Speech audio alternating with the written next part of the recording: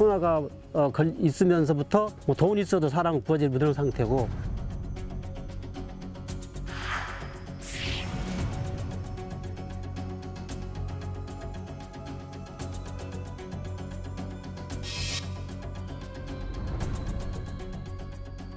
동네 넘어가는 건물이 되게 많은 상태라고 하시라고 돈을 받기는 되게 어려울 거라고.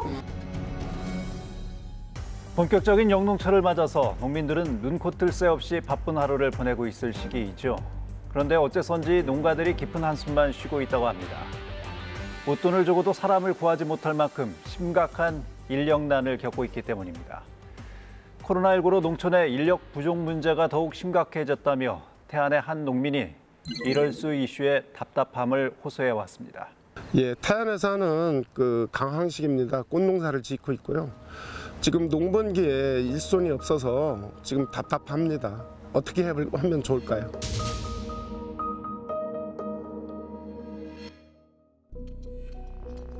코로나19 사태 발발 후 국가 간 입국이 제한되며 급격히 줄어버린 외국인 근로자들. 농촌 노동력의 다수를 차지하던 외국인 근로자 수가 감소하면서 농촌은 최악의 인력난에 직면하게 되는데요. 시기를 놓쳐 수확을 못하거나 아예 한 해 농사를 포기하는 경우까지 발생했습니다.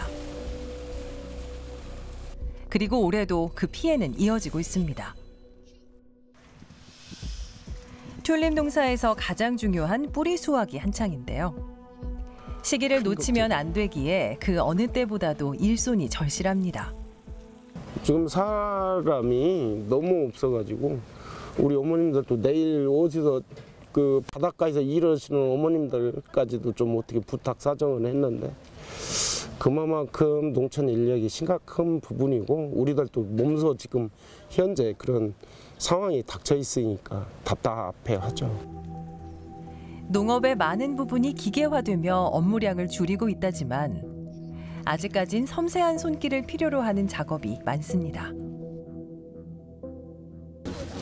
이것도 일부 손으로 말려서 또 다듬어서 이 공정이 그냥 이렇게 해놓는 공정이 아니라 이걸 또 말려야 돼요. 또 말려서 다듬어서 또 저장을 해놓아야 되는. 좀 또 후속 작업도 많고 다들 고령이라 힘들어서 못 들어요. 그래서 이게 이제 외국 친구들이 남자 외국 친구들이 이제 또 다 들어 날려야 되는 부분들이 있고. 고령화된 농촌의 주민들.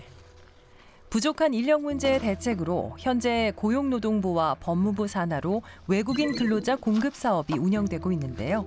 바로 고용 허가제와 계절 근로제입니다. 하지만 코로나19 사태 후 외국인 근로자들의 입국이 제한되며 농촌에 공급돼야 할 인력 또한 크게 줄어들게 됐는데요.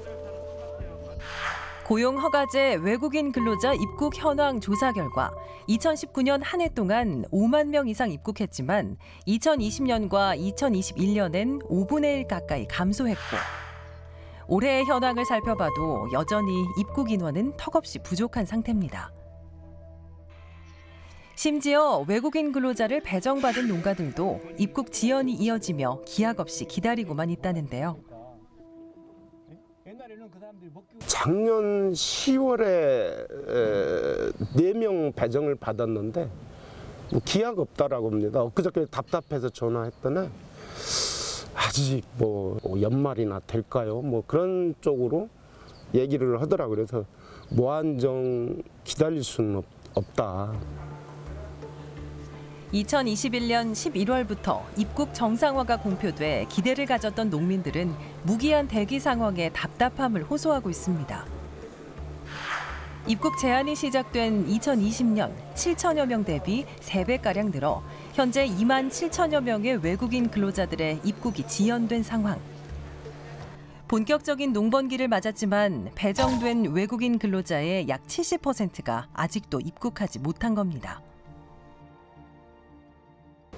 지금 코로나 때문에 들어오는 사람들이 막 해가지고 사람들이도 지금 계속 기다리니까요. 어렵기는 어려워요. 그래서 좀 기다려 갔다가 나오려면 아직도 시간은 오래 걸릴 거예요. 그래서 좀 기다리는 사람들이 더 답답하기는 답답해요.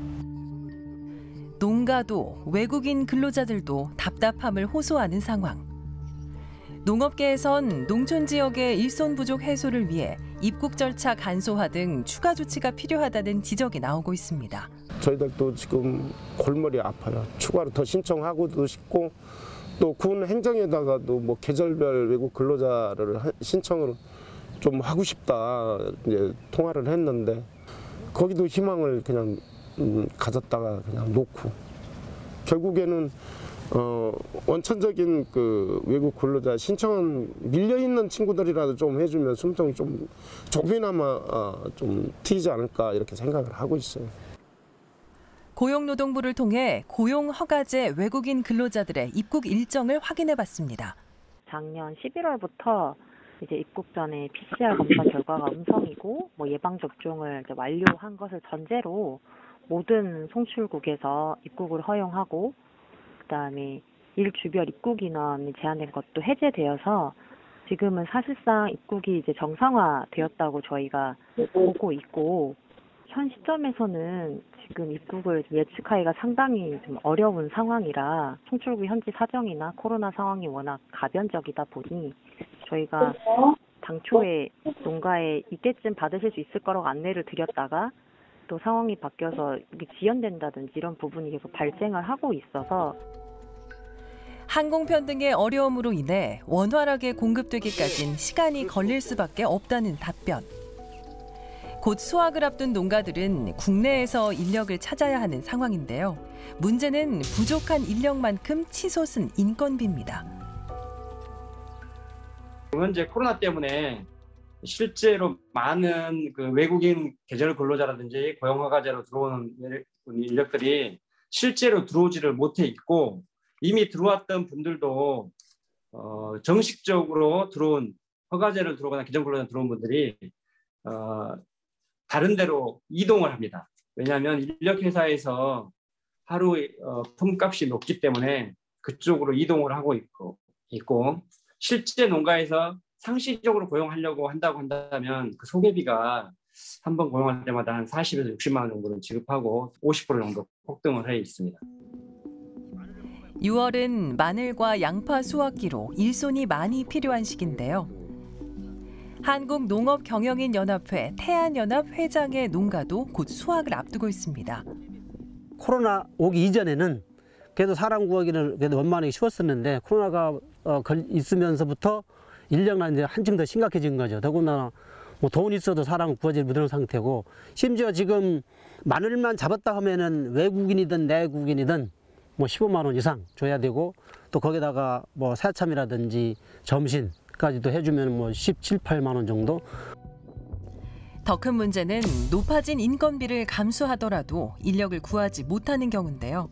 2달 전에 뭐 4월 달에 미리 예약을 해놨어요. 그것도 한가운데 성대 아니고 두 가운데다가 10명씩 20명 정도를 앞으로 한 4일간 정도 하려고 계약을 해놨는데 그때 가봐야 아는 실정이거든요. 그때 가서 또 서로가 수확기는 됐고 또 비는 온다고 그러고 그러면 또 서로가 사람을 찾다 보면은 인건비 상승 요인도 되고 또 제가 계약을 했다 하더라도 또 그때 오기도 힘들고 그때 상황 봐야 돼요. 수요보다 한없이 적은 인력 공급 때문에 수확 시기에 인건비 시세가 오르면 예약한 금액보다 더 올려줄 수밖에 없다는 겁니다. 2주 후면 양파를 뽑아요. 뽑아가지고 이 밭에서 이제 건조를 시켜야 돼요. 건조를 시켰다가 바로 이제 톤백으로 작업을 해가지고 출하해야 되는데 건조된 상태에서 비를 맞고 장마가 오면은 상품성이 떨어지기 때문에 폐기 처분을 직전에 있거든요. 어쨌든 장마진이 전부 다 끝나야 돼요. 반복되는 인력난에 부딪혀 농작물 수확을 못하게 된 사례가 해마다 늘고 있다는데요. 농업의 소멸이 가시화되고 있습니다. 고령에 의해서 또 폐농하시는 분들도 있고 도저히 뭐 인력으로 감당이 안 돼서 포기하는 부분들도 있고 그런 부분들은 주변에 이제 서서히 나타나기 시작을 했는데 일손이 많이 들어가는 농작물은 거의 지금 포기를 하는 부분들이 굉장히 많죠. 전문가들은 농촌의 인력난이 더 이상 농촌만의 문제가 아니라고 심각성을 강조하고 있습니다. 농산물이라는 게 그냥 농민들이 수확하고 끝나는 게 아니잖아요. 그러니까 소위 말하는 우리 배의 밥상 물가인 거잖아요. 우리가 매일 먹고 마시고 그럼 먹어야 되는 생활의 기본적인 것들을 어쨌든 생산을 해내는 거고, 만약에 이렇게 계속 예를 들어서 그 인건비의 상승 압박이라든지 아니면 원자재 가격 상승의 압박이 계속 있는데 농산물 가격은 그만큼 오르지 않는다면은 결국에는 농가들이 농업에서 이탈할 수밖에 없는 문제이거든요. 그러면 이탈하는 그만큼의 생산량이 부족해지는 거기 때문에 그만큼의 식량을 우리는 수입할 수밖에는 없는 형편인 거죠. 인력난에서 파생되는 농가의 부담이 물가 상승, 농업 구조의 붕괴 등으로 이어질 수 있다는 우려. 농가의 부담을 줄여주기 위해 충남도에선 농작업 지원단을 운영하고 있는데요. 각 시군 농협을 통해 농촌 인력 중개센터를 꾸려 농기계 지원과 인력 중개를 하고 있습니다. 인력 중개 시 교통비, 숙박비, 보험료 등을 지원하고 중개 수수료도 받지 않는 사업인데요. 하지만 실효성이 떨어진다는 지적입니다. 사실 인력 지원이 굉장히 어려움이 있고 지금 모두가 다 이렇게 알고 있습니다만 시골에 인력이 거의 지금 나이가 많으신 분들이 많아가지고 농촌 일을 못하고 있는 그런 어려움을 겪고 있는 현실입니다. 도비, 군비, 또 농협 이렇게 해서 하고 있는데 농기계를 사용하는 그 경비의 70%를 현재 이렇게 지원을 해주고 있는데 그 부분이 조기에 소진되고 있어가지고 그쪽에서 지원을 좀 많이 해줬으면 그런 아쉬움이 있습니다. 적극적인 농촌 지원을 위해 사업 홍보와 사업비 확대와 같은 노력이 필요해 보이는데요. 또 올해는 한 101억 원 정도 사업비 확보해서 도원에 한 112개에서 또 전 지역으로 다 확대 운영하고 있습니다. 그래서 앞으로는 이게 이제 그 확대는 이미 이제 다 됐기 때문에 또 이걸 잘 모르는 농가분들이 있거든요. 그래서 그분들한테 좀 홍보 좀 해서 많이 이용할 수 있도록 하고, 또 아까 개소장 그 단가도 좀 늘리고, 또 이제 이렇게 운영하다 보면 또 좀 그 미비한 점도 있거든요. 이런 것들도 개선해서 좀 보완시켜 나갈 그런 계획입니다. 농업 노동력 공급 안정화를 위해선 사업비를 늘리는 것만으로는 어렵다는 농업계의 지적도 이어지는데요. 제도적 변화가 필요하다는 겁니다. 필요한 시기에 인력이 공급될 수 있도록 하는 그런 노력이 정부와 지자체, 농민들이 필요합니다. 농민들도 자체적으로 농업이 필요한 인력이 필요한 시기와 계획들을 작성을 해서 지자체에 제출을 해야 되고, 지자체는 여기에 맞는 지원책들을 마련해야 됩니다. 외국인 근로자들 인력들을 받아오는 형태로 MOU를 체결해서 이렇게 좀 진행을 했으면 좋을 것 같고, 농촌 인력 지원 특별법들을 만들어서 농민들이 안정적으로 농촌 인력들을 공급받을 수 있는 제도와 지원책들이 필요하다고 보여집니다. 현재 여러 시군에서 농촌 인력 지원 관련 조례를 제정하고 있는데요. 일부 지자체에서만 운영 중이고, 이 또한 아직까진 구체적인 사업으로 이어지지 못하고 있는 실정입니다.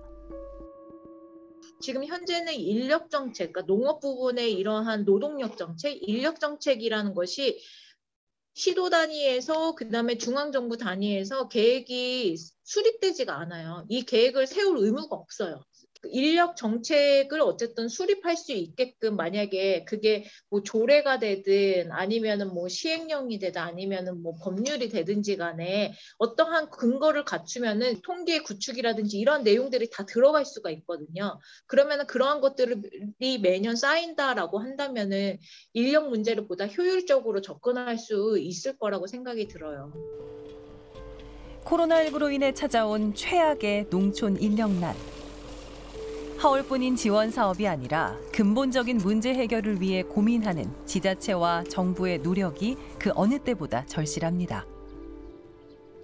지금은 어떤 지자체에서의 역할이 물론 지금 하고 계시기는 하지만 보다 더 강화되어야 된다라고 저는 생각이 들어요. 그래서 우선 첫 첫걸음으로는 자신의 지역의 인력 수요와 공급 현황을 파악하는 게 가장 필요하고, 이 모든 농업에 필요한 인력을 다 외국인으로 들어올 수는 없어요. 그러면은 좀 개연성, 그러니까 효율적으로 이거를 인력을 운영할 수 있는 시스템을 갖춰야 되는데, 모아진 정보들을 취합해서 그 취합된 정보들을 비교해 본다라고 한다면은, 그러면은 인력을 교류할 수 있는 시스템도 갖출 수 있는 거거든요. 충분히 지자체에서 중앙정부에서 노력할 수 있는 부분이라고 생각이 들어요. 농업 노동력의 상당수를 차지해왔던 외국인 근로자의 규모가 급감하며 인건비 상승이라는 이중의 어려움에 직면한 농촌. 만성적 일손 부족 문제를 해결하기 위한 적극적인 대책이 마련돼야 할 때입니다. 매년 농사 짓기가 굉장히 힘듭니다. 인력난 좀 해소 좀 부탁드리겠습니다. 코로나19로 인해서 사실은 외국인 노동자들이 입국이 제한이 돼서 농촌에서 인력난이 상당히 심각했던 것이 현실이고요. 예. 지금은 이제 방역이 많이 완화되면서 조금씩 이 외국인 노동자들의 입국이 늘고 있다면서요? 예, 그렇습니다. 지난해 11월부터 그 외국인 근로자에 대해 입국 정상화 조치가 실시가 됐습니다. 하지만 본격적인 농번기에 접어들면서 농촌 현장에서는 인력 문제가 해소되지 않고 있는 게 사실인데요. 예. 사실상 2년 동안 입국이 제한되면서 대기 인원이 많이 밀리기는 했지만 그 항공편이나 국가 간 방역 정책에 따라서 변동이 있기 때문에 곧바로 그 코로나 사태 이전으로 운영되지는 못하고 있는 겁니다. 고용노동부에서는 임시 방편으로 작년 4월부터 외국인 고용법을 개정해서 지금 국내에 체류 중인 외국인 근로자들 중 체류나 취업활동 기간이 만료되는 자들을 대상으로 1년 연장 조치를 실시했고요. 농림축산식품부는 오늘 12월 31일까지 기간이 만료되는 농축산업 분야 외국인 근로자에 대한 체류 취업활동을 연장하고 유학생 비자나 다문화 가정, 이주 여성 가족들이 체류할 수 있는 비자를 확대해 인력 공급망을 확충하겠다는 입장입니다. 현재 농가가 직접 외국인 노동자를 고용할 수는 없지요? 예, 일반적으로 많이 알려진 고용허가제 외국인 근로자는 외국인 고용법에 따라서 민간에서 이들에 대한 알선이나 채용에 개입을 할 수 없게끔 설계가 돼 있습니다. 중간에 브로커가 개입을 해서 착취 같은 그런 문제를 예방하기 위해서인데요. 예. 때문에 농가에서 외국인 근로자를 직접 고용할 수는 없습니다. 농업, 농촌 및 식품산업기본법 제4조 제1항에 따르면 국가와 지방자치단체는 농업과 농촌의 지속 가능한 발전과 공익적 기능을 증진하고 안전한 농산물과 품질 좋은 식품을 안정적으로 공급하며 농업 인력 육성, 농업인과 농촌 주민의 소득 안정, 삶의 질을 향상시키기 위해 종합적인 정책을 세우고 시행해야 한다고 규정하고 있고, 이러한 규정들을 바탕으로 현재 농업계에서는 농촌 실정에 맞는 외국인 노동자 인력 수급 정책과 직접 지원 근거를 마련하고 공공 영역의 농촌 인력 중개센터 역할 등을 담아낸 특별법 제정을 요구하고 있기도 합니다. 예, 그렇다면 이제 지자체 차원에서라도 여러 가지 대안들이 좀 모색돼야 할 상황인 것 같습니다. 충남도에서도 새로운 사업을 추진할 예정이다 이런 이야기가 있던데 이거 어떤 내용인지요? 예, 충남 부여군을 포함해서요 전국 4개 지역에서 계절 근로자 제도 안에서 복수의 농가가 근로자들을 일시적으로 고용하는 그 공공형 계절 근로제를 시범 사업으로 운영할 예정이라고 합니다. 이 사업은 농가에 필요한 인력과 기간만큼 근로자를 공급해서 활용할 수 있는데요. 기존 계절 근로제에 비해서 탄력적으로 운영이 되기 때문에 소규모 영세농이나 고령농들에게 많은 도움이 될 것으로 기대를 하고 있습니다. 예, 농업인들이 인력난에 허덕이다가 영농을 포기하는 일이 없도록 공공의 영역에서 농촌 인력 문제를 함께 고민하면서 근본적인 해법 마련을 위한 긴밀한 협의가 필요해 보입니다. 여러분은 지금 시사인 대세남과 함께하고 계십니다.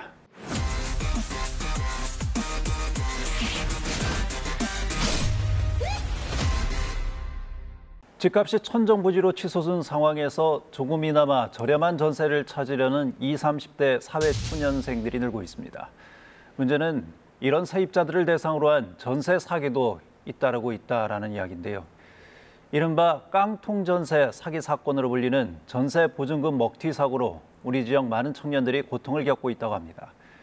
시민등법 불청객이 깡통전세로 인해서 전 재산과 다름없는 보증금을 떼일 위기에 놓여 있는 피해자들을 만나봤습니다.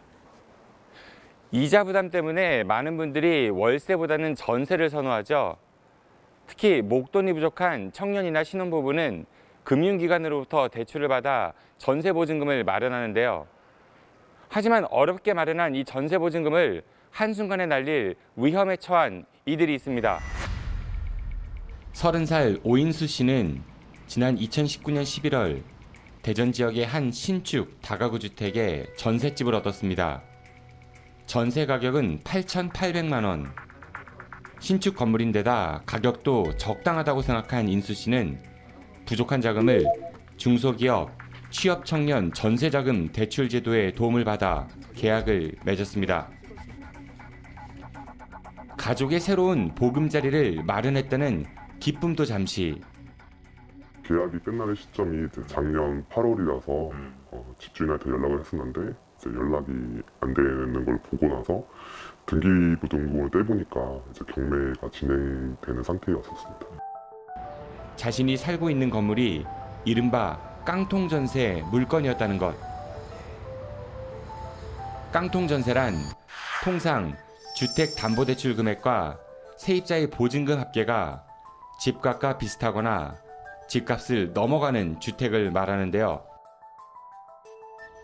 대출금과 보증금 합계가 건물 매매 가격의 80%가 넘을 경우 깡통전세 위험이 높다고 평가됩니다. 깡통주택이 돼서 건물이 경매로 넘어갈 경우 세입자는 전세보증금을 잃을 위기에 처하는데요. 보증금 반환 후순위에 놓인 인수 씨는 전세보증금을 돌려받지 못할 상황에 처하게 됐습니다.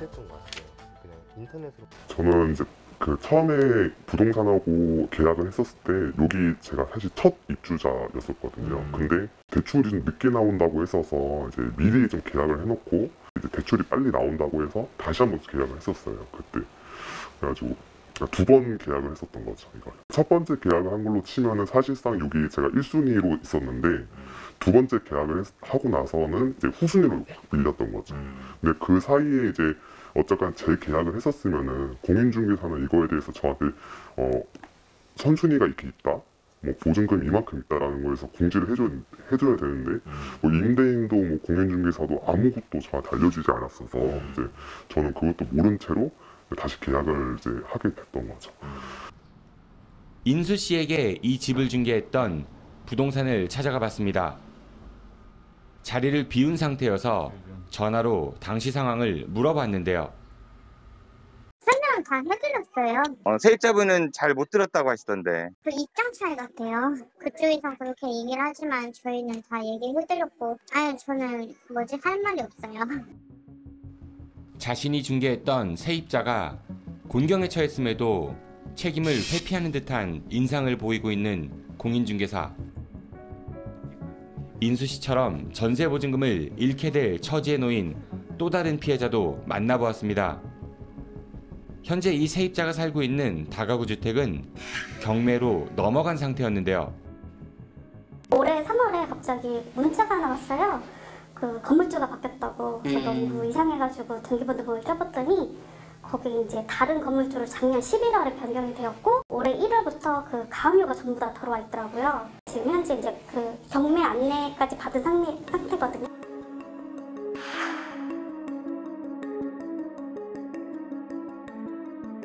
그 보증금을 돌려받으실 수는 있는 건가요? 그거는 이 건물 자체가 이제 원룸만 되어 있는 건물이다 보니까 건물 자체 가격이 되게 낮대요. 제가 지금 3, 4순위이기 때문에 받기는 조금 어렵지 않을까 그런 생각을 하고 있어요. 보증금을 떼일 처지에 놓인 지연 씨. 그런데 어느 날 한 사람이 막막한 상황에 놓인 그녀를 찾아왔다고 합니다. 건물 이제 그 명의자분 성함을 알려주면서 혹시 여기 건물도 그 사람 거냐고 물어보셔서 맞다고 그랬더니 이 사람이 갖고 있는 건물체가 대전에 굉장히 많다고 하시더라고요. 10몇 채를 갖고 있는 건물주고 저희 말고도 작년에 경매 넘어간 건물이 되게 많은 상태라고 하시려고 돈을 받기는 되게 어려울 거라고 그래서 이런 사람들까지 모아서 이제 같이 이제 고소까지 하는 그런 모임이 있다고 해서 저희도 지금 고소 준비를 좀 하고 있어요. 피해자가 한두 명이 아니며 이들 모두 같은 인물이 실제로 소유한 건물에서 이런 피해를 당했다는 말. 여러 피해 사례를 직접 확인한 뒤 공동 대응을 위해 노력했던 피해자 한 명을 만나서 이야기를 들어보았습니다. 우리 건물에 살고 있는 사람이 이중계약을 당했다는 걸 알게 돼요. 그러니까 먼저 이제 살고 있었는데 나가면 새로 들어온 사람한테 돈을 받아서 주겠다 해놓고 사람은 들어오고 그 돈을 받아서 나간 사람한테 돌려주지 않은 거죠. 못 받고 그냥 이사 나가신 거예요? 그렇죠. 그래서 이제 그 사람이 강제 관리를 신청해가지고 그게 법원에서 등기로 날라와요. 이게 수상해서 저희가 등기부를 떼보니 경매가 개시 결정돼서 경매로 넘어간 거였죠.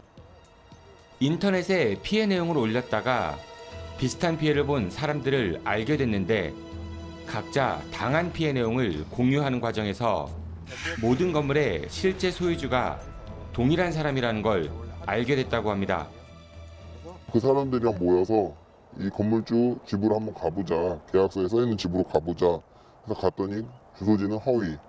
전혀 그런 사람이 살고 있지도 않고 찾아가서 얘기를 해보니 자기는 실소유주가 아니고 명의만 빌려준 바지 사장이다 라고 얘기를 하더라고요. 지난 2021년 대전 동구에서 파악한 대전 지역 깡통 전세 피해 사례는 9건. 모두 이 건물주와 연관이 있는 다가구 주택이었는데요. 이 건물주는 자신과 지인의 명의를 이용해서 다가구 주택을 신축하거나 매입했습니다. 여러 바지 사장 유형이 나오는데 가족, 여자친구 아니면 뭐 직장이 없는 사람, 무직자 뭐 그런 사람들, 신원이 잘 나오지 않는 사람, 그런 사람들이 이제 일부 다 바지 사장이고. 여러 번의 시도 끝에 해당 건물주와 직접 연락이 닿았는데요. 제가 사기받은 건이 워낙 금액이 크기 때문에 지금 실제 못 빼준 거지. 제가 뭐 고의로 뭐 이렇게 뭐 하질 않았어요. 선생님께서 이제 다른 분 명의로 건물 신축을 많이 하신 것 같더라고요. 여자친구 이제 결혼할 생각으로 해가지고선 명의를 해놨더니만 세입자 빼준다고 돈 달라고 하고 주워가지고선 잠적하고, 그리고 제가 이제 건물 이제 짓는 것을 그 당시에 동업을 같이 해가지고선 건물 졌단 말이에요. 그러고서 그거 또 자기는 바지다 다 저한테 넘긴 거예요. 그걸 또 사기맞은 제가 잘못인가요 그러면은? 이렇게 다량으로 발생한 깡통 전세 피해 사건, 복수의 피해자들이 사법당국에 이 건물주를 고소했는데요.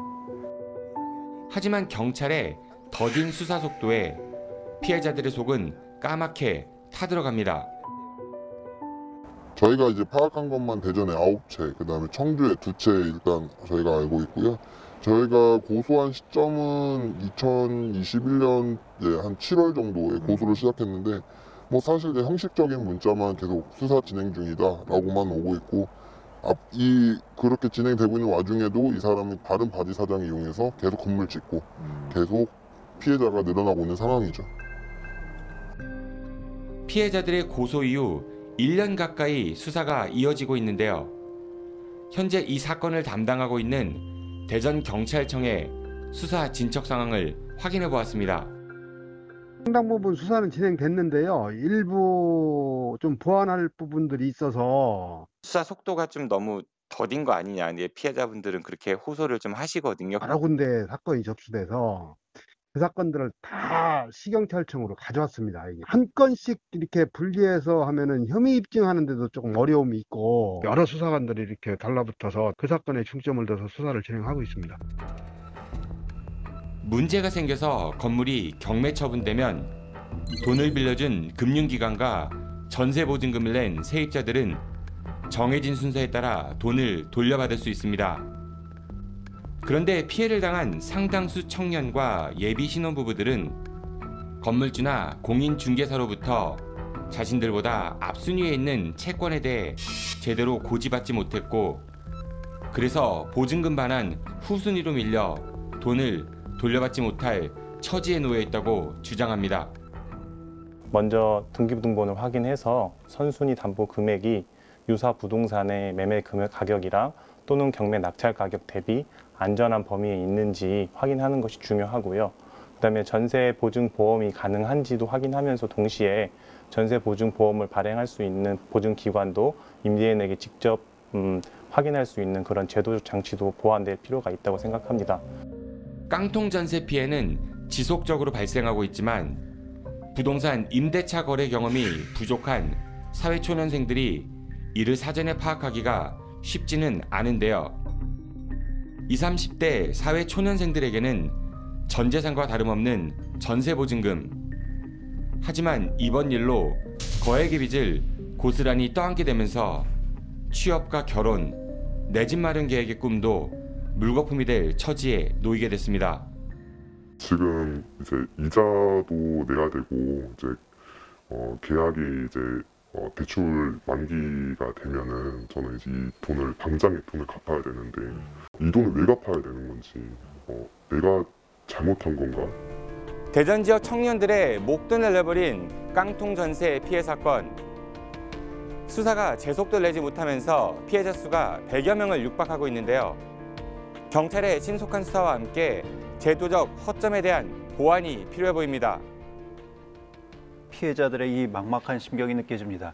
근데 이런 전세 피해가 최근에 많이 늘고 있다면서요? 네, 급증하고 있는데요. 이 통계를 보면은 주택도시보증공사에서 통계를 냈는데요. 지난해 기준 전세보증금 사고 발생 건수가 3,323건이나 됩니다. 그리고 액수로는 6,200억 원 가까이나 되고요.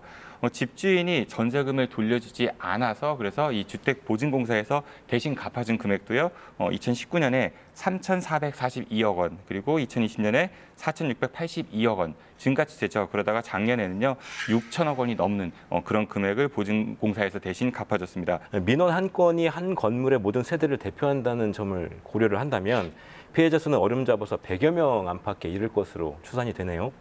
그 피해자 모임 측은 해당 건물주 소유의 다가구 주택이 더 있는 것으로 추정을 하고 있잖아요. 따라서 확인된 것 외에도 또 다른 피해 사례도 있을 것이다. 이런 우려가 좀 높아지고 있습니다. 일정 보험금을 내면 이런 피해가 발생했을 때 이 보장해주는 제도도 있지 않습니까? 예, 맞습니다. 그게 전세금 반환 보증 보험인데요.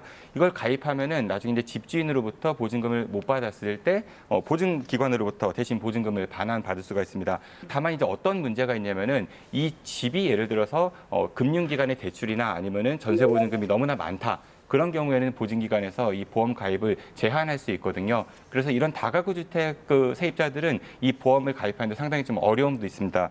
이런 제도가 사실은 서민을 보호하기 위한 제도이기 때문에 이 보증보험 가입 문턱도 좀 낮추는 거 정부에서 한번 좀 고려해봐야 되지 않을까 싶습니다. 지금 이 사례처럼 동일한 집주인에게 보증금 피해를 입은 세입자들이 많이 있다면 뭐 단체로 형사고소를 하는 것이 유리합니까? 아니면 개별적으로 하는 것이 유리합니까? 피해 규모가 크고 피해자 수가 상당히 많은 이제 조직적인 범죄의 경우에는 세입자들이 단체 고소를 진행하는 것이 유리할 수 있습니다. 단체 고소를 진행할 경우에 동일한 가해자로부터 동일한 피해를 입었다는 것을 증명하고 일관된 증언과 증거 자료를 이제 수집을 해서 사기죄 성립 요건을 더 원만하게 충족시킬 수 있습니다.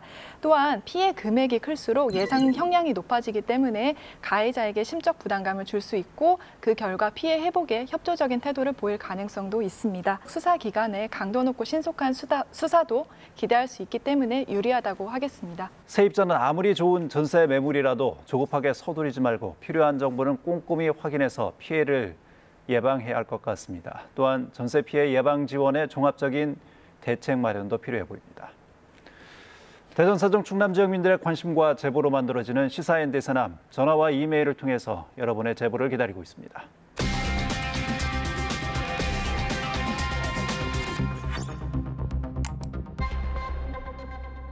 대세남이 선택한 한 주간 대전 세종 충남의 이슈, 대세남 2주의 픽입니다.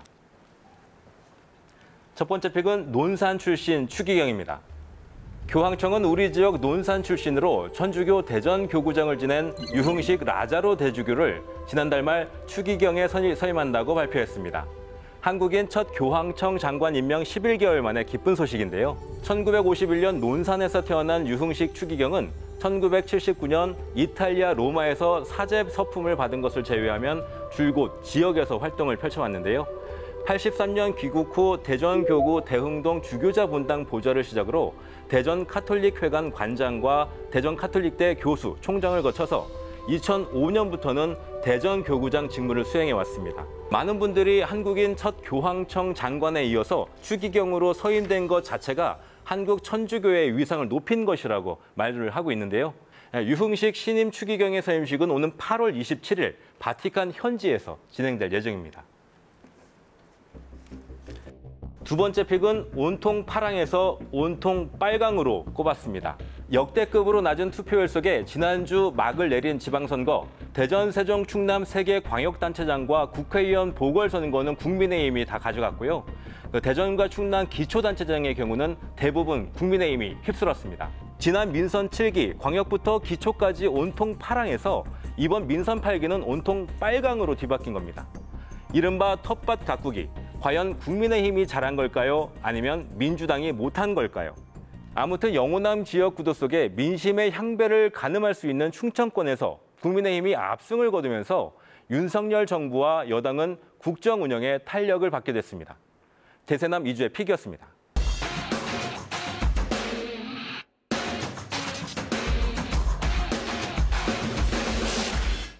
우리나라는 지금 고령 사회입니다.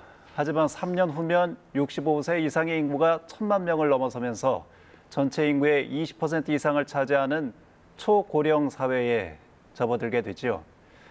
그래서인지 은퇴 후에도 일을 하는 분들이 늘고 있습니다. 현지인이 실버 세대 일터로 향하는 한 택배원의 이야기를 들어봤습니다.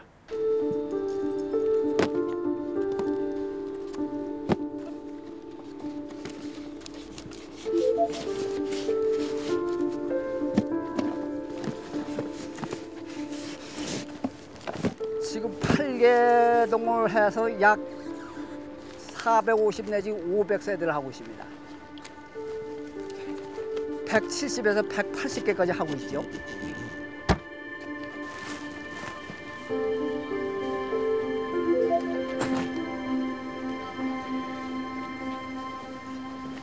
어차피 주어진 일이기 때문에 좀 많다고 해도 그걸 감내하고서 열심히 하고 있습니다.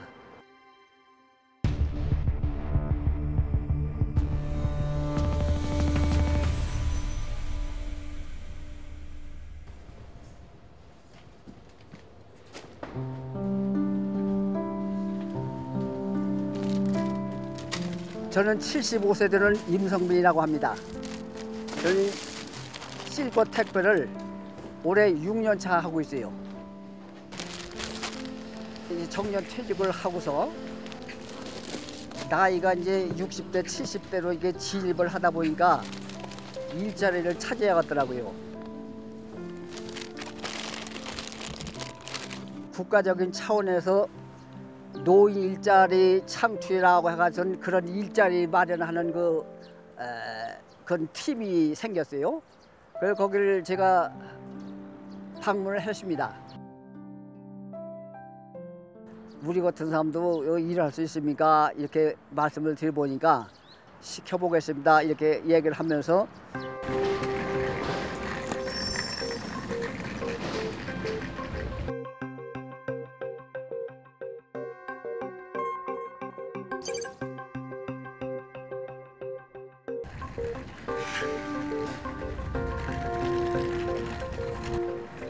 코로나 때문에 이제 그 마스크를 필수적으로 이게 착용을 하는데요.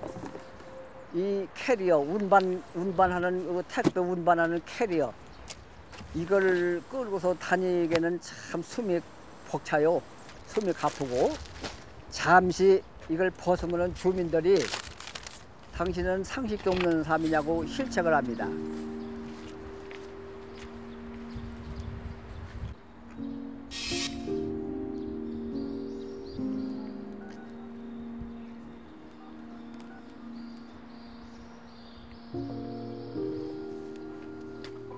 네, 여보세요? 대교 택배입니다. 네, 문 앞에 놔주세요. 2박스입니다. 네, 감사합니다. 아이고 수고하십니다. 택배 배달하는데 수고가 얼마나 많으십니까? 이 얘기 한마디가 아주 꿀맛입니다. 그 얘기가. 노인 10명 중 4명꼴로 일을 하고 있는데 일하는 노인의 70% 이상은 생계비를 마련하기 위해서라고 답했습니다.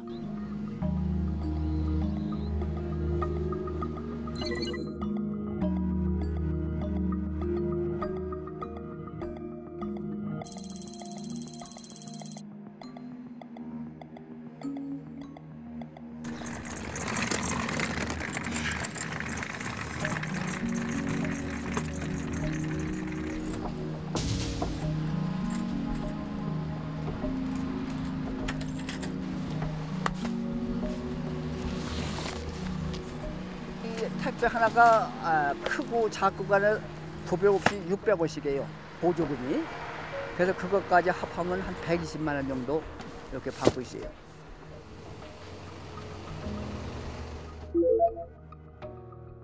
생활비로 할 것 같으면은 근검 절약할 수밖에 없어요. 왜냐면은 제 수입이 택배 수입하고 연금 수입하고 해가지고서는 하면은 아파트에서 거주하면은 생활비에 아주 빠듯합니다. 아주 빠듯해요.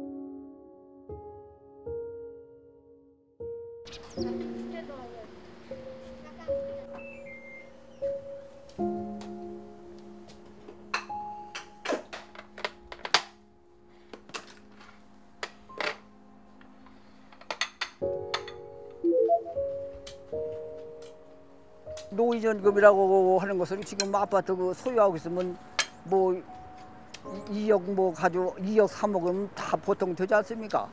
그게 거기서 제외를 시켜요. 그래서 거기는 아무 혜택을 못 받습니다.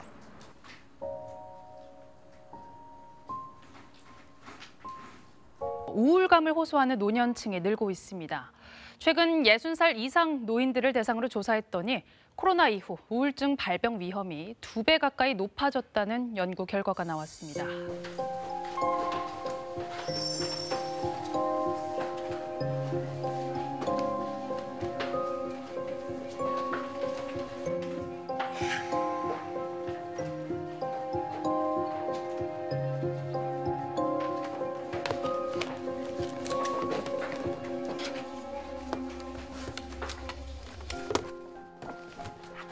집이 우두커니 있다 텔레비나 보다가 그냥 엑스레이나 찍고 들어놓고서 엑스레이나 찍고 이러다가 그냥 세월을 보내면 치매가 빨리 온다 이거지. 그러니까 일을 하려고 일이 있으면 일을 하려고 하는 거지.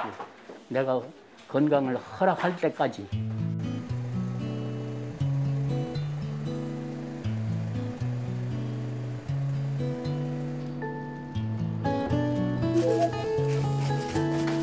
고기살인데 고기.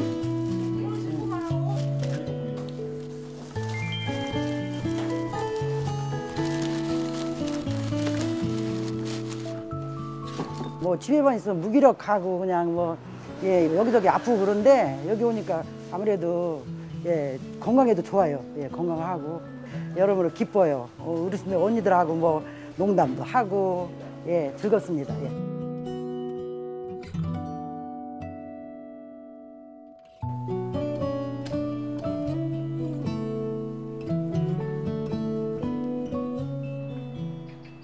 6월 달만 되면은 그 국립묘지 있지 않습니까? 거기서 이제 그 군인들이 예포를 울리면서 참 거기서 이렇게 참여를 하고 하는 거 보면 가슴이 뭉클해요. 나도 저 사람보다는 좀 못하지만은 살아는 있지만은 저 사람들이 전우들이 나 같은 마음으로 참 참전을 해서 이렇게 했는데 참 돌아가셨기 때문에 참 마음이 상당히 아파요. 그런 경우에는 일반 전우들이 상당히 그 피해를 많이 보고 사망자, 부상자가 많이 속출됐어요. 그 당시에. 그래서 저는 어떻게도 그 운이 좋았던지 어떤지 뭐 부상은 안 당했는데 저는 고엽제라고 하는 것이 이게 생겼어요. 고엽제를 뭐 신청을 하면 이제 고엽제 수당을 준다 하고 뭐 이런 얘기를 하는데 이걸 하면은 피부병이 나고 그냥 안 해줘요.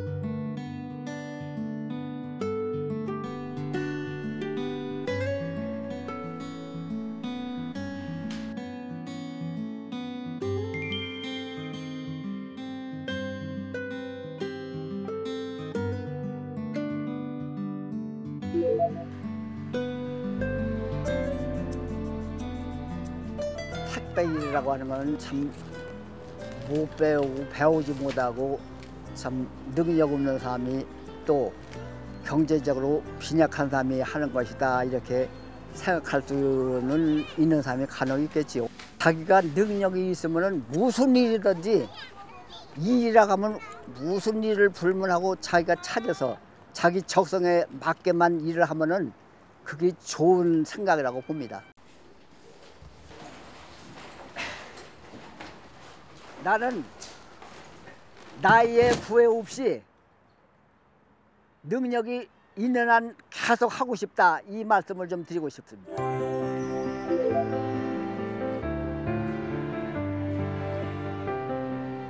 100세 시대가 온다고 하잖아요. 100세 시대. 그런데 부모들이 자식한테 나 돈이 없으니까 돈 좀 보태다고 하는 말을 할 수가 없어요. 못합니다, 그 말을. 그러면 어떻게 해야 되느냐? 경제적인 것이 빈약하면은 내 스스로 해결하는 방법이 없다. 100세까지 건강하게 100세까지 일을 하고자 합니다. 그게 희망입니다. 우리 시니어는 100세까지 건강하게 일하자. 화이팅!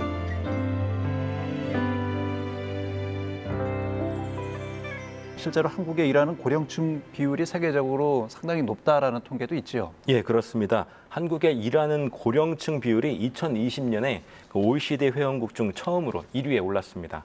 OECD 집계 결과 2020년 한국의 65세 이상 인구 고용률은 34.1%였는데요. 예. 이 수치는 그 회원국 평균 14.7%의 2배를 훌쩍 넘을 뿐 아니라 38개 회원국 가운데서도 가장 높았습니다. OECD 발표에 따르면 2018년 기준 한국 65세 이상 인구의 상대 빈곤율은 43.4%에 이릅니다.